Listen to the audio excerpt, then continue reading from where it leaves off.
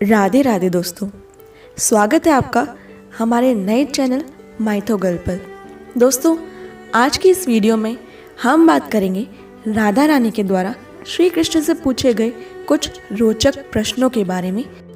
गोकुल के एक ग्वाले से भगवान कृष्ण के द्वारकाधीश बनने के रहस्य के बारे में।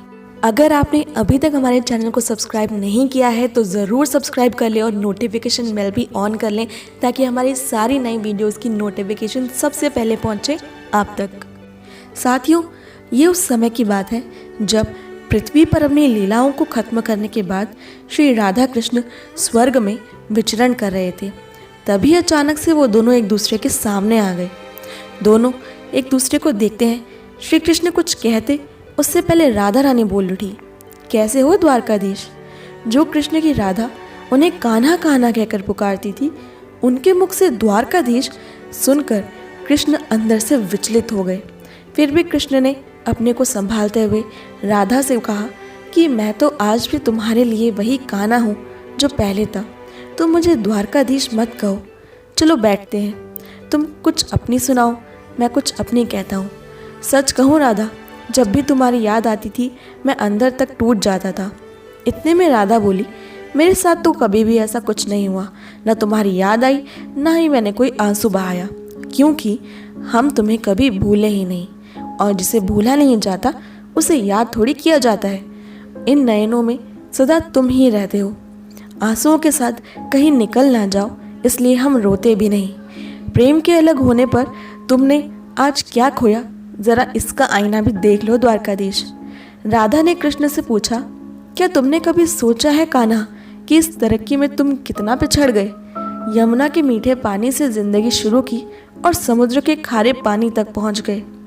एक उंगली पर चलने वाले सुदर्शन चक्र पर भरोसा कर लिया और 10 उंगलियों से बजने वाली बांसुरी को भूल गए।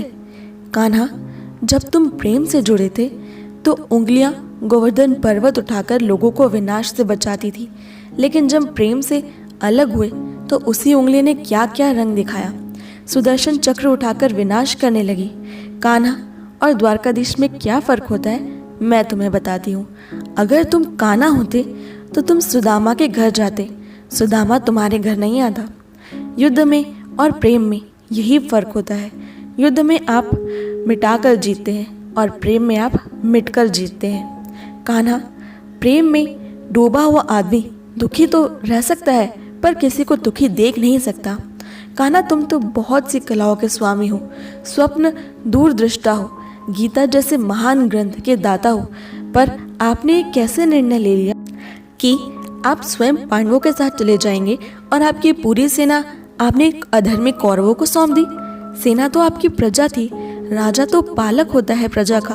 आप जैसे महान ज्ञानी उस रथ को चला रहे थे जिस पर अर्जुन बैठा था और वो आप ही की प्रजा को मार रहा था। अपनी प्रजा को मरते देख आप में करुणा नहीं जागी? क्यों? क्योंकि आप में प्रेम बचा ही नहीं था। आज अपनी धरती पर जाकर देखो, तुम अपने द्वारकाधीश वाली छवि को ढूंढते रह जाओगे। हर घर, हर मंदिर में मेरे साथी खड़े नजर आओगे तुम। मैं मानती हूँ लोग आज भी आपकी गीता के ज्ञान की बातें करते हैं, उसके महत्व की बातें करते हैं, लेकिन पृथ्वी के लोग युद्ध वाले द्वारकाधीश नहीं, प्रेम वाले कान्हा पर ही भरोसा करते हैं। और जिस गीता में कहीं दूर दूर तक मेरा नाम भी नहीं है, लेकिन उस गीता को समाप्त करने के बाद राधे राधे कहते हैं।